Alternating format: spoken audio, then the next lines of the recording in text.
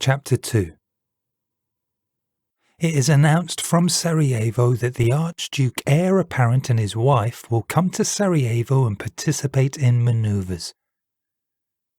The cafe's gaslight flickered as Gavrilo watched Nejo grip the newspaper clipping. Franz Ferdinand's arrogant face stared back at them. Gavrilo shared his friend's restlessness. They both knew that the visit by the arch-tyrant would give them the perfect opportunity to take a sweet and bloody revenge for the suffering his empire had inflicted on the South Slav people. Rereading the notice won't get us the means to destroy the heir, Trifko, the third person at their table, remarked curtly. Nejo reacted to the edge in Trifko's voice. I don't want to stop the visit. Like you, I want to go home and welcome them. It's our moral duty to give the heir a proper reception. Is that a boast, or do you actually mean to take action? Trifko replied calmly, ignoring Nejo's bluster. All three had resolved to take action a month earlier, after Nejo had received the clipping from a friend in Sarajevo. They'd made contact with an ex-partisan, a fellow Bosnian Serb, who had once shared the same lodgings as Gavrilo. He had agreed to help them obtain the means, but little progress had been made since then and tension was starting to show. Gavrilo was equally frustrated, but for now he was content to let the other two squabble. Gavrilo Princip tried to have as little to do with people as possible. Wherever he went, people took him for a weakling, seeing only his gaunt features and slight build, the legacy of a childhood under Austrian rule.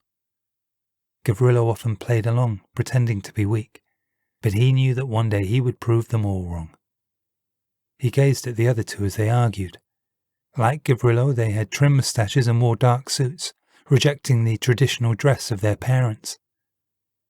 Gavrilo had known Nadejko Čebrinović for 2 years.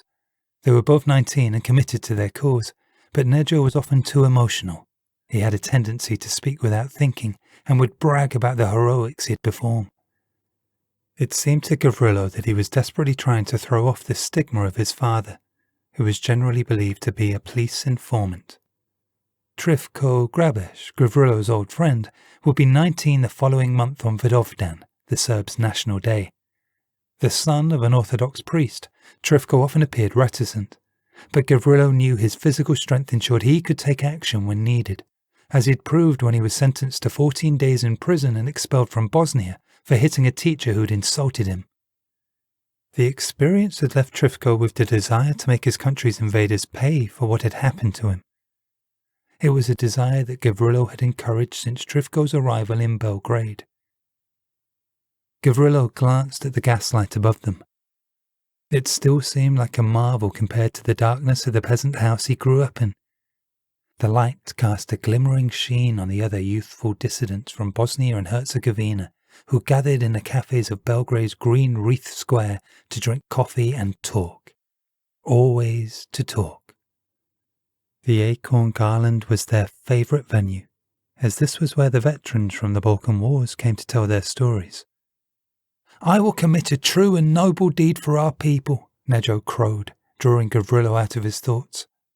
Action, action, enough of words, Gavrilo protested, unable to listen any more. We must have the means, Gavro, Trifko said.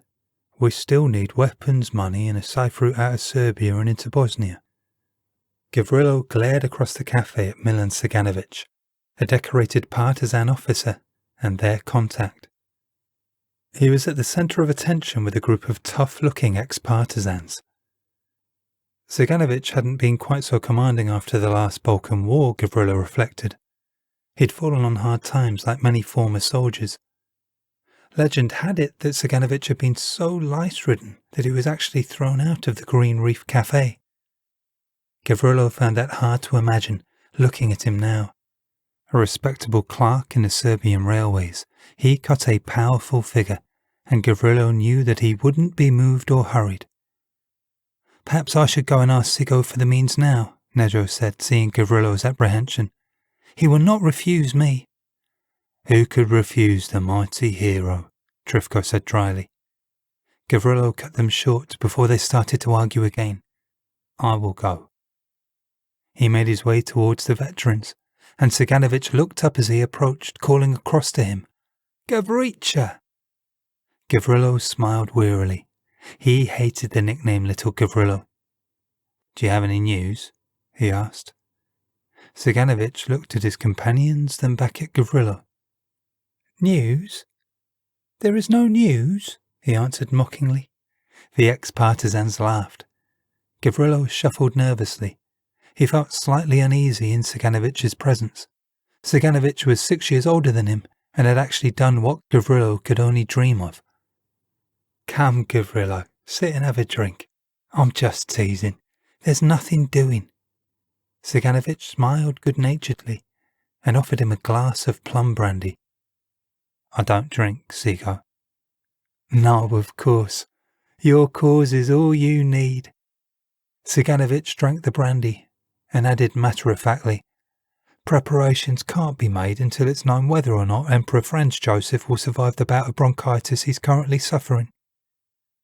Gavrilo hid his impatience. It was the same story he was always given. The gentleman with whom Saganovich was working to get the means didn't think that Franz Ferdinand, as heir, would travel in case the old tyrant died. "You must be patient, Gavricha. Now leave us in peace," Saganovich said, much to the amusement of his comrades. Gavrilo ignored them and turned away. He knew that all he needed was the opportunity, and he would prove himself.